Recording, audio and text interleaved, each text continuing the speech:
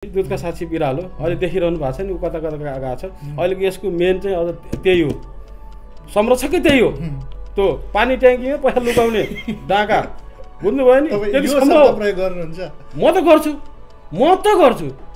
मलाई झुन्डिनु पऱ्यो पनि मलाई समस्या छैन। म त मर्नलाई तयार भएको मान्छे हो। यो त नाफाको जिन्दगी हो, के समस्या छ र? छैन नि।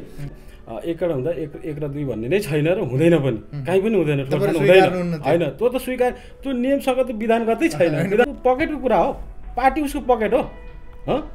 मलाई त यस्तो लाग्छ कि उसको घर खेत बेचेर चाहिँ उसले पार्टी सङ्गठन निर्माण गरे जस्तोको कुरा गर्छ। जोको शोषक सामन्तको विरुद्ध, होइन, तपाईँको जो अमेरिकी साम्राज्यवाद, के अरे भारत विस्तारवादको विरुद्धमा चाहिँ नारा घन्काएर चाहिँ जनताको मत लिने, आज तिनैको हली भएर काम गर्ने, यतिसँग झुट बोल्ने, यतिसँग झुट गर्ने। प्रचण्डको समर्थकहरूले प्रचण्ड समर्थक होइन, एक मिनट म रिक्वेस्ट गर्छु। केपी ओलीको समर्थकहरूले राजनीतिक सवालमा सर अहिले यो बहुमत आएको नै केपी ओलीको कारणले हो। बमजन सर, म तपाईँलाई एकदम हटली रिक्वेस्ट गर्छु, यो कुनै व्यक्तिको द्वारा बहुमत आउने कुरै रहेन, हुने कुरा पनि भएन र हिजो पनि भएन। कसरी स्वीकार्ने? नेपालले त फेरि अध्यक्ष बनायो नि त, पदकै कुरा नगर्ने हो भने त माधव नेपाल कसरी अध्यक्ष भयो? यो वैधानिक हो होइन? माधव नेपाल त अध्यक्ष त हुनै पर्थ्यो त। अर्को एउटा अध्यक्ष त गइसकेपछि त पहिले नै तपाईँको त्यो दुवै पार्टीको चाहिँ अध्यक्ष बन्ने भन्ने त तपाईँको विधानगत उसमै छ त। त्यो उहाँ त केपी ओलीको ठाउँ लिनुभएको हो क्या। 100% सफल हुन्छ भन्ने ग्यारेन्टी छ? छैन नि त। त्यस्तो बेला पनि उसले प्रधानमन्त्रीको पद बोकेर चाहिँ अपरेसन थिएटरमा जाने मान्छेलाई तपाईँ कुन नामले सम्बोधन गर्नुहुन्छ? त्यत्रो पार्टी छैन, त्यत्रो 2/3 बहुमत ल्याएको पार्टी के त्यसै ती गोठालाहरू हुन्? तिनलाई विश्वास गर्नु पर्दैन? उसले आदि मृत्युमा पनि आफ्नो पोस्ट लिएर जाने हो। विश्वास गर्ने लायकको मान्छे भएन भन्नुभएको? अरे हो, विश्वास गर्ने लायक, उसलाई चाहिँ लायकको कसले बनायो? ऊ आफै सो घोषित गर्ने? राष्ट्रपति कदम गलत हो, एकदम 100% गलत। 200, 400 कति चाहिँ तपाईँले रेटिङ गर्नु चाहिँ गर्नुहोस्, गलत, एकदम 100%। यतिको असंवैधानिक, यतिको असक्षम, यतिको नालायक त अहिलेसम्म त्यो राष्ट्रपति न आउँछ भविष्यमा, न हिजो थियो। चुनाव चिन्ह कसले पाउँछ ल भनिदिनुहोस्? जो वैधानिक छ त्यसले पाउँछ। त होइन, केपी ओलीले हामी वैधानिक छौँ भनिरहनु, कसरी वैधानिक हुन्छ?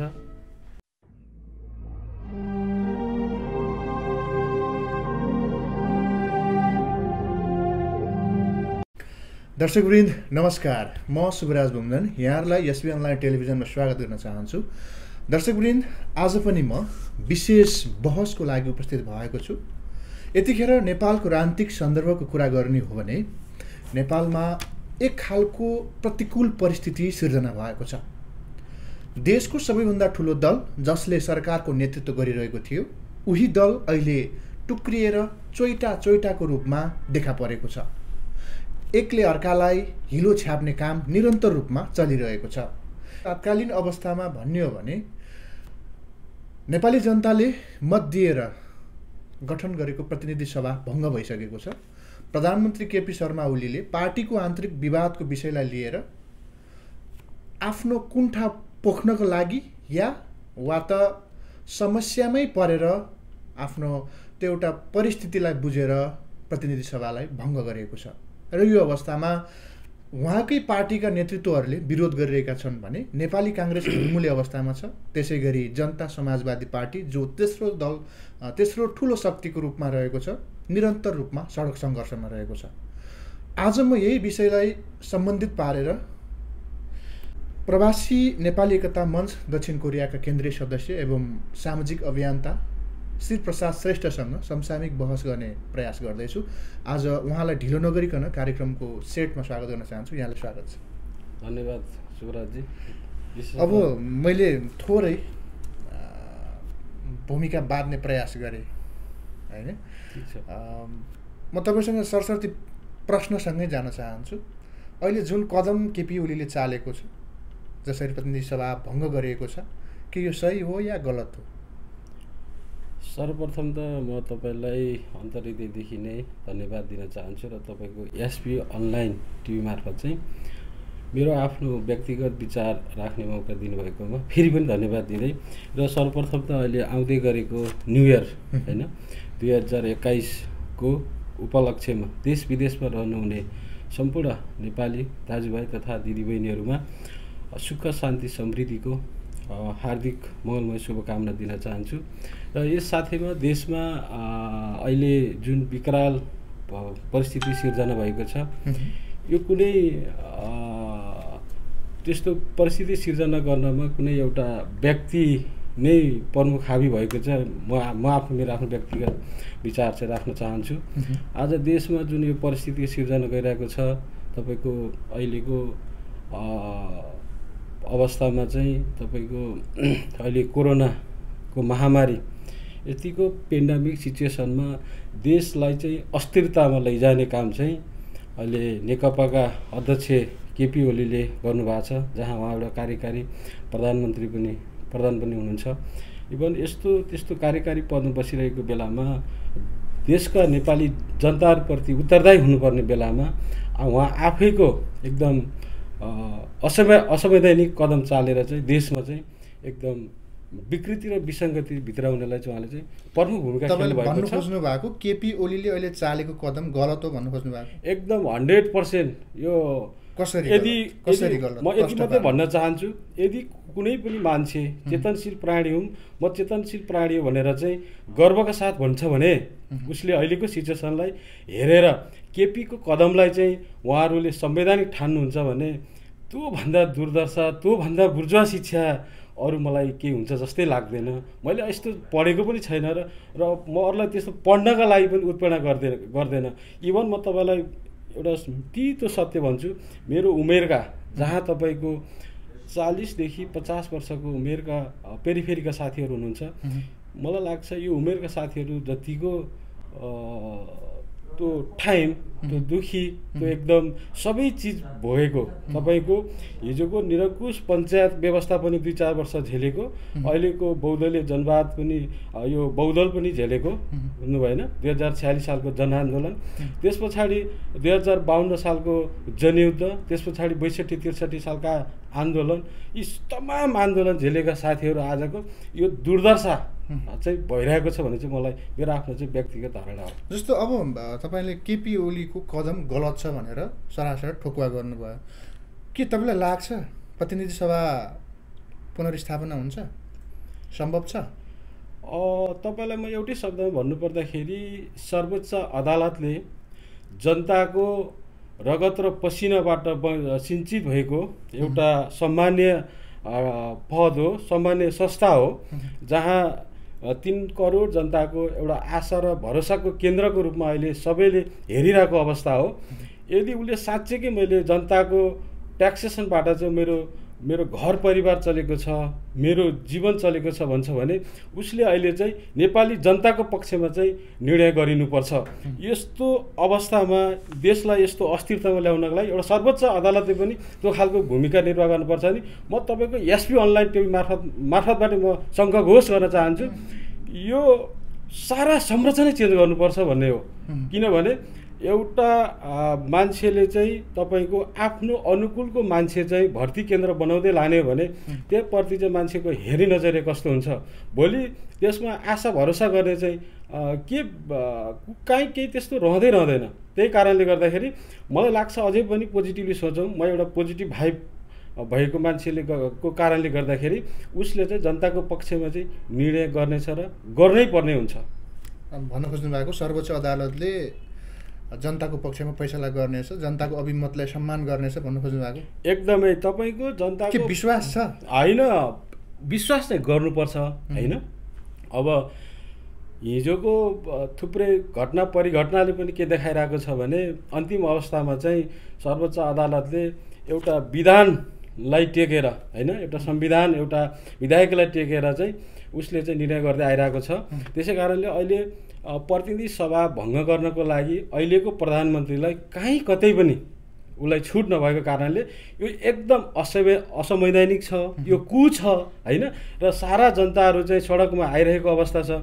यस्तो अवस्थामा पनि उसले त्यसलाई हेरेर चाहिँ निर्णय गर्दैन भने त त्यो सर्वोच्च अदालतलाई फेरि क्वेसन गर्ने अवस्था छ। प्रधानमन्त्री केपी शर्मा ओली आफै पनि नेकपाको पार्टी अध्यक्ष, 1 नम्बर पार्टी अध्यक्ष होइन, र देशको सबैभन्दा ठुलो दलको नेतृत्व र प्रधानमन्त्री पनि। यो यसरी बहुमत रहँदै पनि प्रतिनिधि सभा भङ्ग गर्नुपर्ने या त भनौँ सदन भङ्ग गर्नुपर्ने अवस्था कसरी सिर्जना भयो जस्तो लाग्छ तपाईँलाई? अब यसमा प्रधानमन्त्री केपी ओलीको व्यक्तिगत इन्टेन्सन हो या त पार्टीको किचलोले गर्दाखेरि एउटा बदला लिने चाहिँ एउटा खेल मैदान बनाएको हो जस्तो के लाग्छ तपाईँलाई? अब यो व्यक्ति विशेषमा भर पर्ने कुरा हो। एउटा ठुलो पार्टीको अध्यक्ष हो, ऊ एउटा मात्रै अध्यक्ष होइन। नेपालको तात्कालीन अवस्थाको चाहिँ ठुल्ठुला कम्युनिस्ट पार्टी दुईटा पार्टी एक भएको अवस्था हो, जहाँ तपाईँले 1 नम्बर र 2 नम्बर भन्छ त्यहाँ एकड हुँदा 1 र 2 भन्ने नै छैन र हुँदैन पनि, कहीँ पनि हुँदैन, हुँदैन होइन। त्यो त स्वीकार, त्यो नियमसँग त विधानगतै छैन, विधानसभाको छैन। केपी शर्माले म 1 नम्बरको अध्यक्ष भन्नु होइन। यदि उसले एकीकरण गर्ने बेलामा जतिखेर एकीकरण गर्यो त्यो बेलामा चाहिँ म 1 नम्बरको अध्यक्ष, प्रचण्डजी तपाईँ 2 नम्बरको अध्यक्ष भनेको भए हामीले चाहिँ त्यसलाई टेकेर चाहिँ भन्ने हो, कुरा हुँदैन। त्यहाँ समान हैसियतको आधारमा समान आधारमा चाहिँ एकीकरण भएको छ भने अनि त्यसलाई कसरी 1 नम्बर र 2 नम्बर अहिलेको केपीका गुटहरू बाँड्ने क्रममा त 60-40 को छ नि त होइन। 60 र 40 त यस्तो अवस्था हो। सुन्नुहोस् है, तपाईँलाई म के दिन्छु भने हामी वस्तुगत तथ्यगतमा जानुपर्छ होइन। तपाईँको हिजो तपाईँको 2064 प्रदेश सभा चुनावमा चाहिँ नेकपा माओवादी तत्कालीन माओवादी केन्द्रले करिब बहुमत ल्याएको अवस्था थियो र फेरि दोस्रो प्रदेश सभा चुनावमा चाहिँ ऊ अलिक खस्किएको अवस्था थियो, तेस्रो अवस्थानमा पुग्यो। त्यो चाहिँ अब जनताले गरेको फैसला हो, त्यसलाई त सिरोपर गर्नै पर्छ, हुने नै त्यही हो फेरि होइन। र त्यतिखेरको मतको आधारमा चाहिँ त्यसरी चाहिँ बाँडफाँड गरिएको हो। तर व्यक्ति विशेषलाई दिएर चाहिँ तिमी पहिला र अर्कोलाई दोस्रो भन्ने चाहिँ त्यो कहीँ कतै उल्लेखै छैन, मैले सुनेको छ। होइन, मान्नुहुन्न भन्दैन, मैले भएको कुरालाई मान्ने हुन्छ, नभएको कुरालाई कसरी मान्ने र म एउटा के हो भने व्यक्ति पर्नुलाई मान्दैन, कुरा बुझ्दैन। म त यति पनि भन्छु, अझै पनि विधि प्रधान हुनु पर्यो, व्यक्ति प्रधान भएर भएन। व्यक्ति को ठुलो को सानो, तपाईँ भोलि त्यो ठाउँमा पुग्न सक्नुहुन्छ, म पनि पुग्न सक्छु, के म ठुलो हो त? होइन नि त। एउटा पार्टीले दिएको कार्यविभाजन अनुसार उसलाई चाहिँ सरकार चाहिँ चलाउनको लागि दिएको प्रधानमन्त्री एउटा कार्यविभाजन हो नि त। ऊ एउटा पार्टी चलाउनुको अध्यक्ष ऊ भयो नि, कुरा हुँदैन। ऊ आफैले आज चाहिँ हामी समान राइट्समा छौँ भन्दै गर्दाखेरि फेरि उसले चाहिँ के भनिरहेको छ भने म चाहिँ 1 नम्बरको अध्यक्ष हो। इभन तपाईँको 2 हप्ता पनि बितेको छैन, प्रचण्ड रिसाउँछन् भनेको कारणले उनी उपाध्यक्ष हुन्, अध्यक्ष बनाइदियो कि उसको पकेटको कुरा हो, पार्टी उसको पकेट हो। मलाई त यस्तो लाग्छ कि उसको घरखेत बेचेर चाहिँ उसले पार्टी सङ्गठन निर्माण गरे जस्तो पो कुरा गर्छ त। भन्नुहोस् त, कति व्यक्तिगत हावी भएको छ, कति नक्कल राष्ट्रवादीको हावी भएको छ, अनि त्यसका पक्षहरूले फेरि उही ठिक हो भन्ने लागिरहेछ। हेर्नुहोस् है, कम्तीमा मैले के अनुरोध गर्न चाहन्छु भने तमाम नेपाली अहिले तपाईँको अनलाइन टिभी मार्फत पनि म के अनुरोध गर्न चाहन्छु भने सम्पूर्ण नेपालीहरूलाई तपाईँले एटलिस्ट आफ्नो विवेक प्रयोग गरिदिनुहोस्। एक समय आउँछ, हरेक मान्छेलाई एउटा परीक्षा आउँछ, त्यो परीक्षाको घडीमा पास र फेल हुने चाहिँ यतिखेरको पिरियड हो। उसो भए तपाईँ ठ्याक्कै भनिदिनुहोस्, यति जडसम्म गएर तपाईँले विचार राखिरहँदाखेरि नेकपाभित्रको सबैभन्दा ठुलो समस्याको जड चाहिँ के हो? समस्याको जड के हो भन्नुहुन्छ भने नेकपा हुँदै होइन, एउटा कुरो के भन्नु भने अहिले सब दुनियाँले सुनिरहेको मलाई घेराबन्दी गर्यो, मलाई काम गर्नु दिएन, यी यावत कुराहरू छ नि त। उसले हरेक कामहरू गरिरहेको छ, हरेक कामहरू। इभन यो लास्ट आवरमा पनि ढाँटी छलिकर संवैधानिक निकायहरूमा चाहिँ प्रमुख व्यक्तिहरूको चाहिँ भर्ना गरिरहेको छ। कि त भर्ती केन्द्र हो? 3 वर्ष खाली छ नि त। फेरि 3 वर्ष खाली छ त, समझदारी तरिकाले लैजाने होला नि त। प्रतिपक्ष पार्टीहरू पनि त छ नि त, के उसले मात्रै गर्नु हो त? नेपाली काङ्ग्रेस पनि, नेपाली काङ्ग्रेस त्यहाँ त लेनदेनको हिसाबमा गरिएको छ, गिभ एन्ड टेकमा। त्यो बिजनेस हो कि बिजनेस भन्नु पर्यो? यो सरकार हो नि, बिजनेस हो। व्यापार नाफामुलकमा उसमा गइरहेछ भन्नुहोस्, त्यहाँ मात्रै लागु हुन्छ यो सिद्धान्त त। यो विशुद्ध जनताको, नेपाली जनताको सेवा गर्नको निमित्त आउने एउटा पवित्र थलो। त्यो पवित्र थलोलाई चाहिँ हामीले यसरी चाहिँ दुर्गन्धित बनायो भने त्यो ठाउँमा जानलाई कसलाई उत्सुकता हुन्छ? इभन मेरो आफ्नै छोरी, म तल सानो उदाहरण दिन्छु, मेरो आफ्नै छोरी अहिले बिए पढ्दैछिन् होइन, अहिले ब्याचलर अब 4th सेमिस्टरमा पढ्दैछिन्। उनलाई राजनीतिप्रति चासो छैन। इभन म चाहिँ अलिक थोरै चासो लिँदै गर्दाखेरि पनि अहिलेको जुन यो परिस्थिति सिर्जना गरिरहेछ नि, यसबाट केही हुँदैन बाबा भनेर भन्नुहोस् कति निराशा छ। हामी अझै पनि केही हुन्छ गर्नुपर्छ भनेर लागिरहँदाखेरि अहिलेको युवाहरू अहिलेको भर्खरै जुन उच्च शिक्षा लिँदै हुनुहुन्छ उहाँहरू नै एकदम बितिफा जगाउने अवस्था कसले गरेछ? यिनै लिडरहरूले होइन, यिनै लिडरहरूले। तपाईँले हिजोको शोषक सामन्तको विरुद्ध होइन, तपाईँको जो अमेरिकी साम्राज्यवाद के अरे भारत विस्तारवादको विरुद्धमा चाहिँ नारा घन्काएर चाहिँ जनताको मत लिने, आज तिनैको हली भएर काम गर्ने, यतिसँग झुट बोल्ने, यतिसँग झुट गर्ने मान्छे। प्रधानमन्त्री केपी शर्मा ओली विभिन्न खालको चाहिँ एकदम तपाईँले हिजो उस जतिखेरसम्म नेपाली राजनीतिमा आयो उसको हरेक प्रवृत्ति तपाईँले अध्ययन गर्नुभयो भने तपाईँले प्रष्ट देख्नुहुन्छ, प्रष्ट हेर्न पाउनुहुन्छ, तपाईँले आफैले एनालाइसिस गर्न सक्नुहुन्छ। ऊ कस्तो खालको दुःखको कुरा नव महाधिवेशनबाट नेकपा एमाले तत्कालीन एमालेबाट ऊ अध्यक्ष हुनुको कारणले, अध्यक्ष हुनुको नाताले गर्दा ऊ अहिले पार्टी एघारमा ऊ प्रमुख ठाउँमा आइपुग्यो नि त।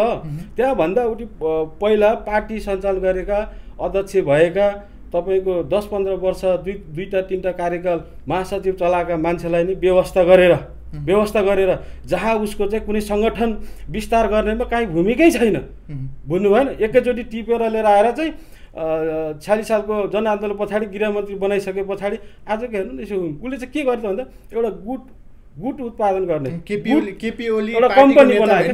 पार्टीको नेता होइन, उसो भए पार्टीको नेता होइन, पार्टीको बस अहिले त त्यही प्रश्न भयो नि त। नेता हुनको लागि नीति हुनु पर्यो, सिद्धान्त हुनु पर्यो। मैले त्यसै मैले मान्छु त। नेपाल झलनाथ खनाल वामदेव गौतमले पनि आफ्नो गुट चलाइरहेछ नि, फेरि त्यसै गरी भन्ने हो। तपाईँले त्यसो भन्नुभयो भने यदि तपाईँले उसले जस्तै गुटको सिर्जना गर्थ्यो भने आज प्रचण्डको गुट एउटा हुनुपर्थ्यो, माधवको एउटा गुट हुनुपर्थ्यो, तपाईँको झलनाथ खनालको एउटा गुट हुनुपर्थ्यो, वामदेवको एउटा गुट हुनुपर्थ्यो, इभन रामबहादुर थापाको एउटा गुट हुनुपर्थ्यो। गुट त छैन त, फेरि छैन। अहिले देखियो नि त अवसरवादीहरूको गुट अहिले सरकार सत्ताको केही समयको लागि एकदम छेडिक। यो एकदमै तपाईँको दिन गर्न सकिन्छ क्या, आवर बेसमा जान सकिन्छ, तपाईँको मिनट सिस्टम जान्छ। केही समय लुट्नको लागि एउटा किता काट भएको छ। यो लुट्नकै लागि ग्यारेन्टी भन्छु म, ग्यारेन्टी भन्छु। प्रवास तपाईँको 5000-6000 माइल पर बसेर पनि म देश र जनताको लागि यति चिन्ता गर्छ भने त्यहाँ बस्ने मान्छेहरू त कति चिन्तित होला, यो म प्रश्न भन्छु। त्यहाँ लुट्नको लागि एउटा गुटलाई चाहिँ हावी गर्नको लागि गइरहेछन्। तपाईँ देश आक्रोश मात्रै हो कि तपाईँको? आक्रोश होइन, रियालिटी हो, एकदम रियालिटी। तपाईँ दक्षिण कोरियामा 50,000 नेपालीहरू बस्नुहुन्छ होइन, 50,000 नेपाली हुन्छ। इभन म एक्लै छु नि त, मेरो परिवार सारा परिवार त नेपालमा हुनुहुन्छ नि त होइन। मैले त त्यहीँको बारेमा सोध्छु होला नि त, मेरो आफ्नो परिवारको बारे सोध्छु होला, मेरो आफ्नो समाजको बारे सोध्छु, मेरो गाउँको बारेमा सोध्छु होइन। होल तपाईँको इभन थोरै भए पनि राजनीतिक चेतना भएको कारणले मैले देशको बारेमा सोध्छु नि। आज देश त्यस्तो स्थिति भएन त, हेर्नुहोस् त, फर्केर जाने ठाउँ होइन। प्रचण्ड र माधव नेपालको पनि अलिकति यहाँ भूमिका छैन र यो अवस्था आउनुमा? तपाईँको यो अवस्थामा आउनलाई भूमिकै छैन भन्ने चाहिँ होइन। पार्टीमा कसरी किचलो भयो? तपाईँको उसलाई प्रधानमन्त्री, कार्यकारी प्रधानमन्त्री बनाइसक्दाखेरि पार्टीले चाहिँ बनाएको हो नि त। तपाईँले होइन संसद दलको नेता बनाउने पार्टी नै, प्रधानमन्त्री बनाउने नि पार्टी नै, सारा चिज गर्ने पार्टी, के अरे चुनाव टिकट दिएर जिताउने पार्टी नै। हेर्नुहोस् त कतिसम्म नालायक छ भन्ने कुराहरू त तपाईँले प्रष्ट देख्न सक्नुहुन्छ। तपाईँ एउटा ठाउँमा जहाँ चाहिँ राजावादीलाई बोकेर, जहाँ राजालाई चाहिँ फाल्नको व्यवस्था फाल्नका लागि 17,000-18,000 मान्छेहरूको प्रत्यक्ष रूपमा बलिदानीलाई चाहिँ साटेर उसले चाहिँ राजेन्द्र लिङ्गदेन जस्तो मान्छे जो राजा घाँटीसँग जोडिएको छ त्यस्ता मान्छेसँग त सहकार्य गरेर चुनाव जितेर आएको छ। ऊ के को लोकप्रियता छ? तपाईँ कहाँ लोकप्रियता देख्नु भएको छ? प्रचण्डलाई गफ गरेर हुन्छ, मिडिया बोलेर हुन्छ? प्रचण्डको समर्थकहरूले प्रचण्डसँग त होइन, सुन्नु प्रचण्ड, एक मिनट म रिक्वेस्ट गर्छु। केपी ओलीको समर्थकहरूले राजनीतिक सवालमा सर अहिले यो बहुमत आएको नै केपी ओलीको कारणले हो। बमजन सर, म तपाईँलाई एकदम हटली रिक्वेस्ट गर्छु, यो कुनै व्यक्तिको द्वारा बहुमत आउने कुरै रहेन, हुने कुरा पनि भएन र हिजो पनि भएन। कसरी स्वीकार्ने? म त तपाईँको 2048 सालदेखि चाहिँ प्रत्यक्ष निर्वाचनमा सहभागी छु बमजन सर, बुझ्नु भएन? भनेपछि नेकपा एमाले कहिले चाहिँ बहुमत लिएर आएको छ र चाहिँ अनि उसमा त्यो त दम्ब भयो त? हैन तर स्थानीय तहको निर्वाचनमा त त्यो बेला 60% लगभग मत पाएको थियो नेकपा एमालेले 60% लिएर आएर चाहिँ अहिले चाहिँ किन ल्याउन सकेन त उ आफूले किन पार्टी एकीकरणको लागि उले किन प्रस्ताव गरे त किन एलायन्स गरे त प्रचण्डले पनि सेफ ल्यान्डिङ गर्नु थियो प्रचण्ड सेफ ल्यान्डिङ भन्दा पनि नेपाली राजनीतिक चाहिँ हिजोको परिस्थिति चाहिँ हामीले हिजोमा जानुपर्ने हुन्छ होइन अझ किन एउटै निर्वाचनमा चाहिँ पार्टीले किन हार बिहोर्न पर्यो भन्ने सवालमा हामीले राजनीतिक कुरालाई मात्रै जोड्यौँ भने चाहिँ हामी निष्कर्षमा पुग्न सक्दैनौँ यो नेभर इन्डिङ प्रोसेस हो होइन यदि साँच्चैकै हामी निष्कर्षमा पुर्याउँछ भने पार्टीले हिजो जुन व्यवस्थाको विरुद्ध होइन निरङ्कुश राजतन्त्रको विरुद्ध चाहिँ त्यो युद्ध छेद गर्दै गर्दाखेरि जुन व्यवस्थाको लागि उसले राजनीतिक चेतना विस्तार गर्यो नि होल नेपालमा तपाईँको इभन गाउँमा ठाउँमा त्यो राजनीतिक चेतनाको विकास गर्यो नि त्यो सँगसँगै आर्थिक विकास गर्न सकेन क्या जुन अपेक्षा थियो इभन म आफैमा म जतिको मान्छे म नै प्रवासमा छु भने चाहिँ दुःखका साथ भन्नुपर्छ म जस्तो त 40 लाख मान्छेहरू प्रवासमा छन् भन्नु भएन आज तिनीहरूको पीडा मैले बोलेको जस्तो रिप्रेजेन्ट गरेको छु जस्तो लागिरहेछ क्या हाम्रो एकदम निराशा कुरा भएन यही कारणले गर्दाखेरि के भइदियो भन्नु चाहिँ आर्थिक को कुराहरू पार्टीमा भइदिएन होइन जनताको अपेक्षा अनुसार काम गर्न नसकेको कारणले थोरै पार्टी चाहिँ ब्याक हुन पुग्यो र थुप्रै मान्छेहरू नेपाली क्रान्ति सुन्नु म जोड्दैछु त्यसैको उप चाहिँ आफ्नै सङ्गठनमा सँगै खाइ नखाइ युद्ध छेडेका मान्छेहरू नै फुडको एउटा सङ्घारमा गयो पार्टी भनौँ न 4-5 टुक्रा भएर गइसके पछाडि जोडौँ त्यहाँ जस्तो प्रचण्ड निरन्तर रूपमा अध्यक्ष बनिरहनु पर्ने कारण चाहिँ किन त उसो भए पार्टी फुट्नु कारण त्यसो पनि होला नि एउटा कारण चाहिँ हुनसक्छ त्यो होइन भन्ने चाहिँ होइन अब सुन्नुहोस् एउटा कुरा के हुन्छ भने पार्टीमा चाहिँ के हुन्छ भने महाधिवेशन मैले बुझेँ एकदमै बुझेँ हिजो पार्टी हस्तान्तरण किन गरिएन नेतृत्वलाई को विकास किन गरिएन भन्ने सवालमा सङ्गठन जसले विस्तार गर्यो नि त्यसैलाई माया हुन्छ नि त पछि जोडिएका साथीहरूलाई त त्यति माया त नहोला नि त अहिले केबी जस्तै हुनसक्छ नि त नेकपाप्रति त कति माया रहेनछ त मलाई त नेकपाप्रति माया रहन्छ नि त रहेनछ त्यही कारणले नेतृत्व चाहिँ दिने होइन लिने कुरा हो एउटा कुरो प्रष्ट भइदिनु होला प्रचण्डले नेतृत्व चाहिँ मैले लिइराख्नुपर्छ भन्ने चाहिँ मलाई छ जस्तो चाहिँ मलाई लाग्दैन नेतृत्व लिन त प्रत्येक 5-5 वर्ष महाधिवेशन हुन्छ महाधिवेशनमा आफ्नो दस्तावेज आफ्नो लाइन लिएर जाने होला नि त त्यही हो नि त नीति नियम भन्ने कुराहरू कार्यक्रमहरू लिएर जानु पर्यो नि त्यो चिज चाहिँ तपाईँको अधिवेशनमा लगाएर दिनुपर्ने होला नि त आफ्नो दस्तावेज दिनुपर्ने होला नि जसको दस्तावेज पास भयो जसको नीति कार्यक्रम पास भयो उनी अध्यक्ष हुने नि त नेपाल कम्युनिस्ट पार्टीको प्रचलन त होइन भोलि नहोला भने भोलि त हुन सक्छ नि त नेतृत्वको त विकास हुँदै जाने कुरा हो भर्खरै युद्धबाट जसले युद्धको चाहिँ त्यो अवधिसम्म नेतृत्व विकास भएको रहेनछ भनेर बुझ नेतृत्व विकास होइन हुने क्रम त विकास हुने क्रम चरण हो नि त तपाईँको विज्ञान सम्बद्ध विकास हुँदै जाने हो नि त गर्न सक्ने थिएन र बाबुरामले सक्दैन भन्ने कुरै होइन नि त बाबुराममा चाहिँ कति स्थायित्व थियो भन्ने कुरा त बाबुराम त त्यही पार्टीबाट नै तपाईँको अर्थमन्त्री प्रधानमन्त्री भइसकेको छ त हेर्नुहोस् त के बाबुराम चाहिँ के अहिले गएको चाहिँ संसद पार्टीबाट चाहिँ अध्यक्ष बनेका हुन् र के त्यहाँबाट चाहिँ के उनी के अरे अर्थमन्त्री बनेका हुन् र तिनै 17,000 जनताकै केही बलिदानको उपज होइन र उनी सरकारमा त नेतृत्वमा आउनु मैले बुझेँ तपाईँको मोटामोटी कुरा बुझेँ अब अहिलेको तात्कालीन परिस्थितिमै जोडौँ हामी जस्तो अहिले तपाईँहरू एक पक्षले हामी वैधानिक हामी नेकपा हो हामी ओरिजिनल नेकपा भन्ने खालको त्यो भइसकेको छ होइन जस्तो निर्वाचन आयोगमा पनि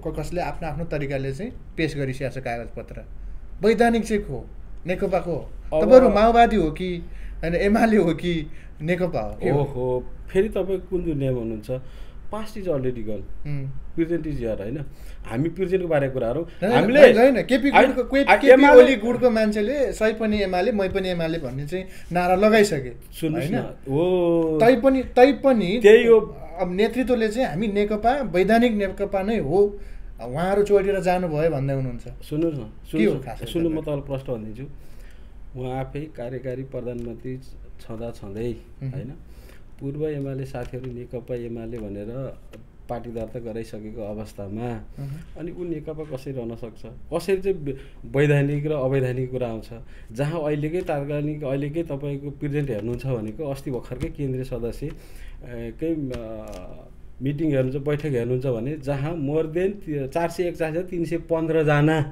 चाहिँ प्रचण्ड र माधव नेपाल पक्षमा चाहिँ नेपालले त फेरि अध्यक्ष बनायो नि त पदकै कुरा नगर्ने हो भने त माधव नेपाल कसरी अध्यक्ष भयो यो वैधानिक हो होइन माधव नेपाल त अध्यक्ष त हुनै पर्थ्यो त अर्को एउटा अध्यक्ष त गइसकेपछि त पहिले नै तपाईँको त्यो दुवै पार्टीको चाहिँ अध्यक्ष बन्ने भन्ने त तपाईँको विधानगत उसमै छ त त्यो उहाँ त केपी ओलीको ठाउँ लिनुभएको क्या केपी ओलीको ठाउँ लिनुभएको क्या जस्तो अहिले विष्णु पौडेल हुनुहुन्छ नि विष्णु पौडेल एउटा महासचिव जस्तो मान्छे एउटा व्यक्तिको पछि लाएर हिँड्नु भयो नि त सुन्नुभयो नि व्यक्तिलाई पछि लाएर हिँड्नु भयो नि त यदि उहाँ चाहिँ साँच्ची नै उहाँ विधानगत महासचिव हुनुहुन्थ्यो साँच्चै उहाँलाई चाहिँ शिरप गर्नुभएको भए त यता आउनुपर्ने हो नि त उहाँको विवेक पुरै गर्नुभएको भए त होइन त्यो अर्थमन्त्री पोस्टसँगै साट्ने हो भन्नेकै हो के भन्न सकिन्छ त यही त हो नि तथ्यगत त्यही हो नि आरोप प्रत्यारोप त चलिरहने होइन यो आरोप हो र यो देखिने कुरा होइन अब म चाहन्छु नेपाली जनता के भन्छ भने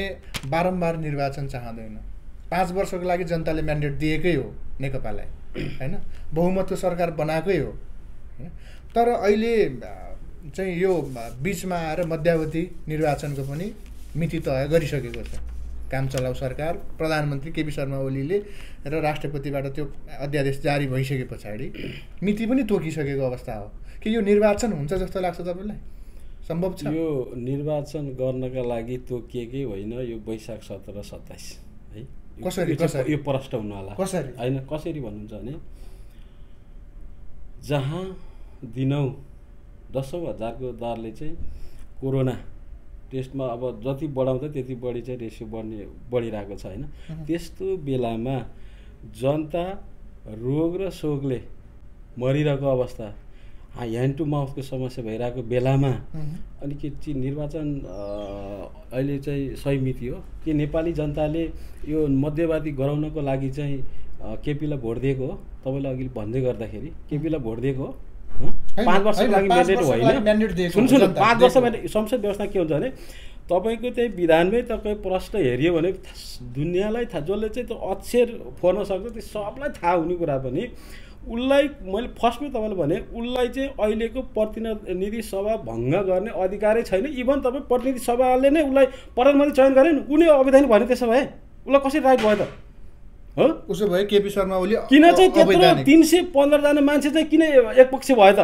तपाईँ भन्नुस् न राम्रो भयो त जान्थ्यो होला नि त किन जान सकेन त यहीँबाट त प्रश्न हुन्छ नि तपाईहरु गुटको राजनीतिमा हुनुहुन्छ त्यो कसरी गुट त उल्ले गरेछ बा गुट उपगुट गुण्डाको नाइके तपाईको फोटाहरु हेर्नु न त्यहाँको 70 करोड महेश बस्नेत जस्ता मान्छेहरुको उल्ले प्रतिनिधित्व गर्छ किन महेश बस्नेत नराम्रै मान्छे हो र कसरी राम्रो हुन्छ तपाईँ आफै भन्नु न हिजो मात्रै बोल्दा छ उले पेरी डाँडा आगो लगाउँछ भने त्यही हो राजनीति त्यही राजनीति तपाईहरु के भन्नुहुन्छ हामी भन्दैनौँ जवाफी हामी ओहो हामी त बदलाले हैन बदलेर काम गर्नुपर्छ नेपाल जनताको बीचमा जाने हो नि त म्यान्डेट लिएर जाने हो बुलेटबाट आएको मान्छे सुन्नुस् न बुलेटबाट आएको बुलेटबाट आए पनि ब्यालेटबाट आए पनि सुन्नुस् है बुलेटबाट आउँदा त तात्कालिक परिस्थितिमा हो नि त बन्दुकको बदला बन्दुकले नै दिने भनेर त आयो नि त त्यसलाई त हामीले त फालिसक्यो त पार्टीले फालिसक्यो तपाईको शान्ति प्रक्रियामा आइसकिसके पछाडि त्यही कुराहरूलाई चाहिँ उकासी राख्न चाहिँ कति न्यायसङ्गत हुन सक्छ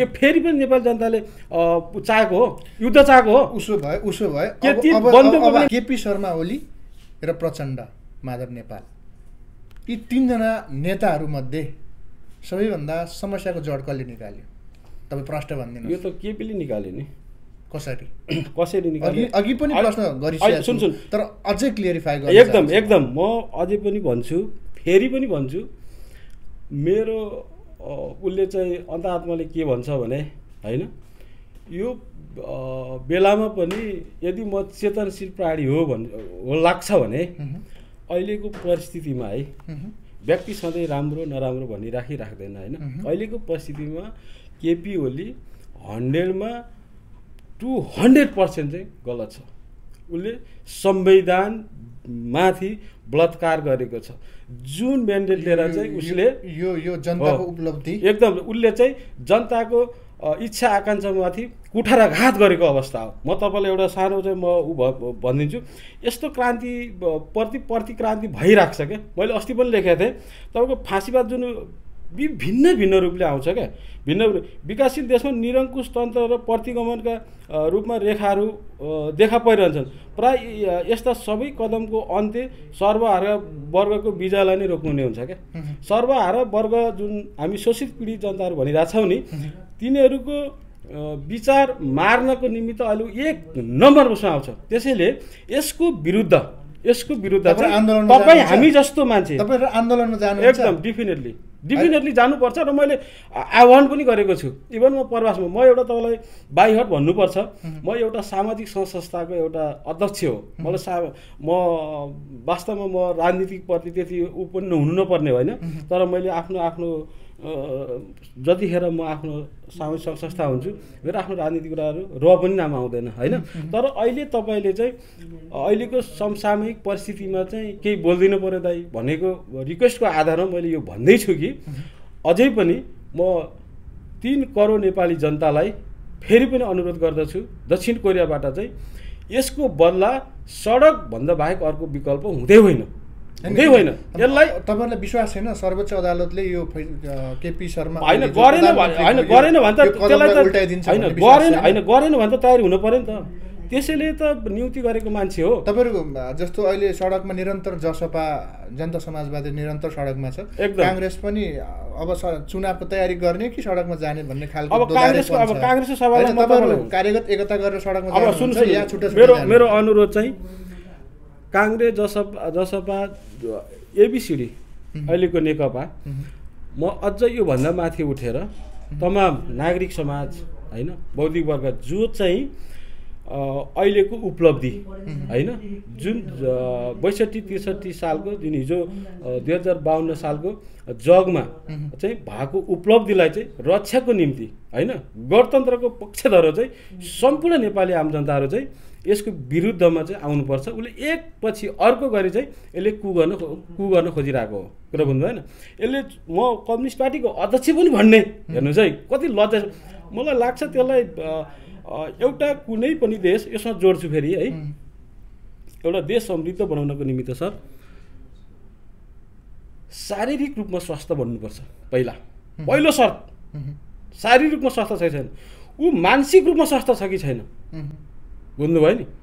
ऊ जब शारीरिक रूपमा पनि अस्वस्थ मान्छे जहाँ ऊ यति पद दुख्त छ भन्ने कुराहरू तपाईँलाई म अस्ति भर्खर 2-4 महिना अगाडि मात्र उसले किडनी ट्रान्सप्लान्ट गर्दै गर्दा पनि ऊ त आधी मृत्यु त हो नि त, 100% सफल हुन्छ भन्ने ग्यारेन्टी छैन नि त।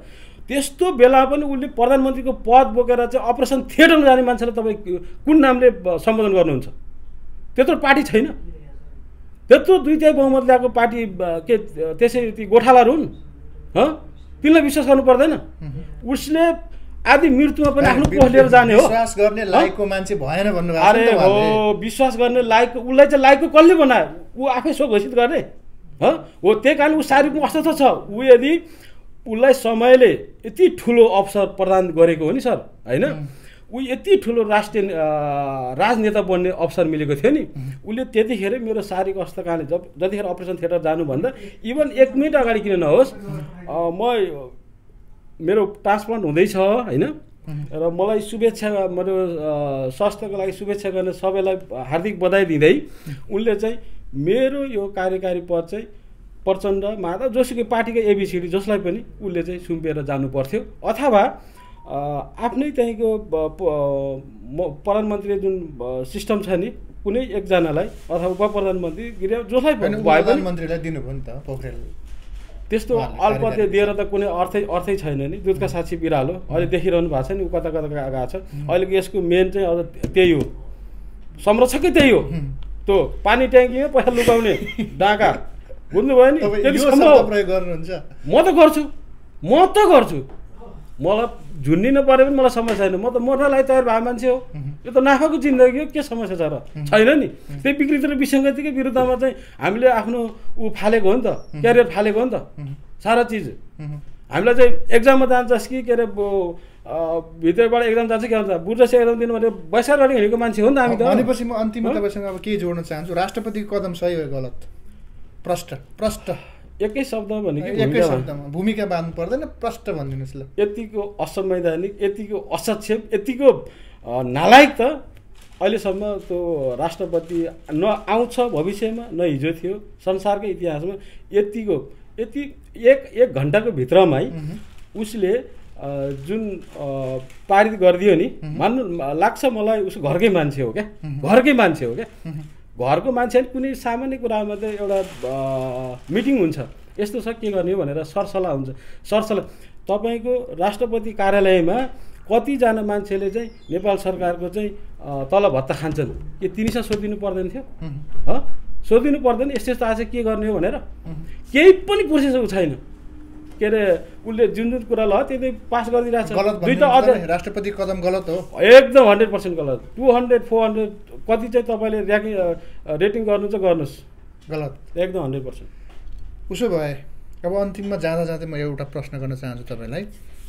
अबको वास्तविक वैधानिक नेकपा कुन समूह, केपी ओली या प्रचण्ड? प्रचण्डसम्म नै हो नि यो दुनियाँलाई जगजाहेर भएको कुरा। तपाईँको 441 जनामा मोर देन 315 जना चाहिँ जहाँ केन्द्रीय सदस्यता हुनुहुन्छ भनेको त्यो वैधानिक हुन्छ। अर्को यो त हास्यास्पद कुरा भएन र? चुनाव चिन्ह कसले पाउँछ ल भनिदिनुहोस्? त्यो जो वैधानिक छ त्यसले पाउँछ। त्यो त होइन, केपी ओलीले हामी वैधानिक छौँ भनिरहनु। कसरी वैधानिक हुन्छ? तपाईँको मूल कमिटीको चाहिँ तपाईँको 30% पनि उसले गर्दैन, ऊ वैधानिक हुन्छ? ठिक छ, उसले त पार्टी फुटाउनलाई त चोइटेर गइसक्यो, उसले त त्यहाँ केही अब के मिनिङै राख्दैन भने। तपाईँसँग जति बहस गरे पनि बस लम्बिने नै छ, तर समयलाई पनि ख्याल गर्नुपर्छ। कार्यक्रममा आइदिनु भयो, यहाँलाई धेरै धेरै धन्यवाद। अन्तिममा केही छ? अन्तिममा जाँदा जाँदै अब यो ह्युमन नेचरभित्रै पर्छ होला होइन। अब जति संयमित हुन्छु भन्दा पनि कति कुराले चाहिँ अलिकति आक्रोशित बनाउँदो रहेछ। यो सायद देशकै मायाप्रति, आफ्नै परिवारको मायाप्रति नै हो भन्ने चाहिँ लाग्छ। र अहिलेको जुन 2021 को जुन न्यु इयर छ र तपाईँको एसपी अनलाइन टिभी अझ व्यावसायिक बन्दै जाओस्, अझ यस्तै समसामयिक विषयमा चाहिँ थुप्रैसँग अन्तर्क्रिया गर्दै जानुहोस् र जे छ त्यही कुराहरू चाहिँ जनता सामु चाहिँ ल्याइदिने काम गर्नु हुन लागि म हार्दिक अनुरोध दिँदै र अझै पनि केपी ओलीको सद्बुद्धि आओस् होइन। र अहिले जहाँ अहिलेको जुन समस्या सर्वोच्च अदालतमा अड्केको छ त्यो चाहिँ जनताको पक्षमा चाहिँ निर्णय भएको होस् भन्ने चाहिँ हार्दिक शुभकामना दिन चाहन्छु। हस्त धन्यवाद। दर्शकवृन्द, आज मसँग हुनुहुन्थ्यो प्रवासी नेपाली एकता मञ्च दक्षिण कोरियाका केन्द्रीय सदस्य एवं सामाजिक अभियन्ता श्री प्रसाद श्रेष्ठ। उहाँसँग समसामयिक राजनीतिक बहसको विषयमा थोर बहुत बहस गर्ने प्रयास गऱ्यौँ। यहाँहरूलाई कस्तो लाग्छ कृपया कमेन्ट गर्न सक्नुहुनेछ।